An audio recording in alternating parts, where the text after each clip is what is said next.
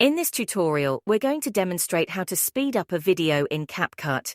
Whether you need to accelerate your entire video or just specific parts, stick around to learn how it's done. First off, fire up Capcut and start a new project. Import the video you want to enhance. For our example, let's say we have a video clip ready to go. The process remains the same whether you're speeding up the entire video or just certain segments. Click on the video to select it. If you're focusing on a specific part, navigate to where you want the speed up effect to commence. Once you've located the starting point, hit the split button.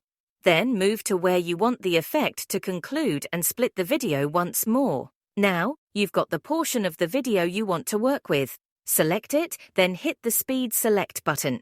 Drag the slider to choose a speed 2 times, 3 times, 5 times, or even more, depending on your preference for the acceleration. Preview the video and you'll notice the sped up segment in action. That's all there is to it. If you're hungry for more Capcut tutorials like this one, don't forget to explore our Capcut playlist, linked in the description below. Stay tuned for more helpful tips, and until next time.